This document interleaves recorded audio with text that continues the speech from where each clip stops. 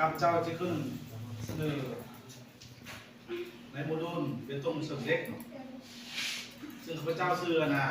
จากคำเสียงวันนี้เนาะอาจารย์เป็นที่เขียนจังหลายคนจะรู้เนาะ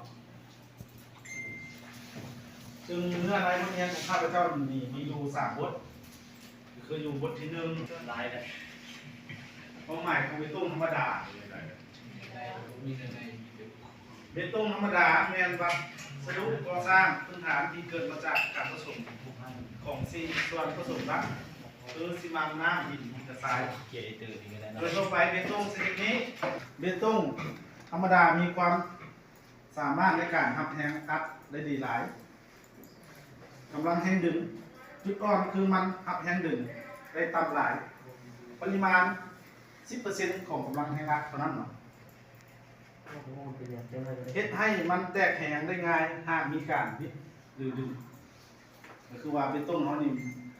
มันจะมีแหงอัดได้หลายแต่ว่าแหงดึงวันนี้เขาไม่ได้ให้นะเจ้าเอาไหมเนาะก็คือหัวข้อมันคืออะไรที่1ก็คือเป็นต้นสำเร็จเนาะเดี๋ยวข้าพเจ้าสิคอมเมนต์เป็นแต่ละสไลด์เนาะจันบุรังเนาะว่ามันเหมาะสมบ่เอาซื้อมาใส่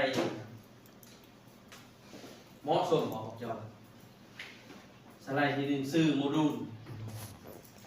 ซื้อที่มันใส่แต่ว่าผมภาพนี่ก็ว่าภาพมันใส่เองเป็นต้องใส่ซื้อเลยนะเขียนว่าโมดูลต้องซื้อเสนอออกอะไรเราก็เป็นชัดเจนทางด้านออกมาเนาะโอเคไปสไลด์ที่2สไลด์ที่2เนื้อลายบทเรียน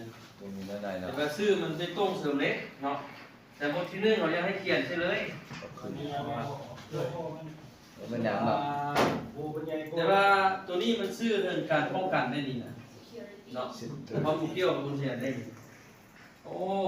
สื่อหลายคนเนาะเสนอย่อมาทางนี้เนาะตัวหนังสืออีกหลายคนเนาะแสดงว่าความหมายของเบต้งธรรมดาแต่จะเบิ่งที่ก็ได้เบต้งธรรมดาแม่นมาซื้อว่าจะเบิ่งอยู่จออยู่พี่นะอาจารย์ย่อคนเหียนขึ้นนะเดี๋ยวนะโอเคไปได้ไหมตัวนี้คือกันเนาะตัวหนังสือมันมาทับหุ้มทับหกอยากให้แยกเป็นคนละโซนกันดีไซน์ยังบ่อยากได้เนาะจ๊ะนะโอเคไปตื้อหมดชั่วโมงนึงจะได้เอาวะนี่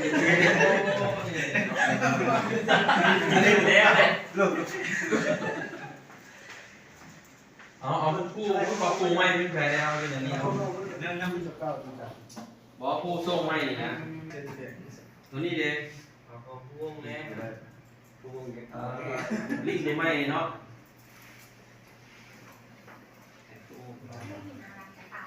แม่นบอ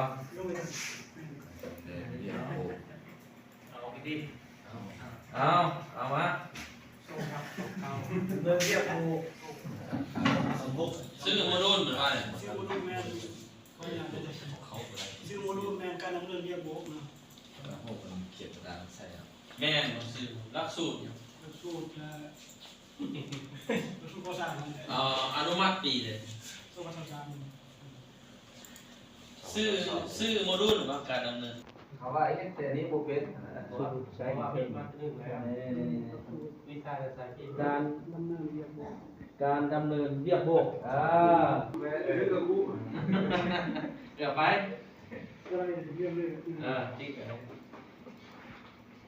สไลด์นี้ต้องเปลี่ยนรูปเนาะจ๊ะเนาะ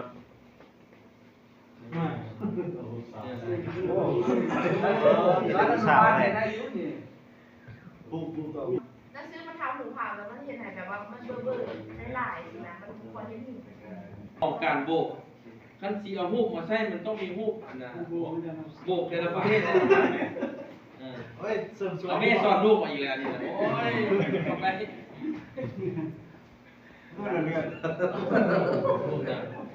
โอ้บ่ได้การก็และการโบก อ่าฝากกดไลค์กดแชร์กดติดตามเลยพี่น้องเด้อหาหมู่เพื่อน เอ้าพวกสิเฮ็ดเดี๋ยวนี้พ่อผม อันนี้สร้างสื่อเนาะสร้างสื่อการเรียนการสอนเนาะ ดาวโลแล้วก็คันหลอกดิ้ง สอนโดยครูออดเนาะ แต่ต้นเดียวเราเบิ่งเรียนอาจารย์ สถาบันอาชีวศึกษาสถาบันพัฒนาอาชีวศึกษา ความหมายของการก่อฝากมันเป็นการเขียนหนังสือบ่สื่อมันบ่เข้ากันจักอันได้นี่ บ่แทดเหมาะเนาะบ่แทดเหมาะเนาะอาจารย์ อั เนาะ นนี้เนี่ยตัวหนังสือมันนี่จะต้องเปลี่ยนแทมเพลตแบบใหม่ให้ตัวหนังสือมาอันนี้ขั้นเจ้าย่อขั้นเจ้าย่อยากให้ที่มีหน้าย่อให้มันจะย่อให้แต่ว่านี่ภาษาไทยคนที่นำเรียกนะบ่เอา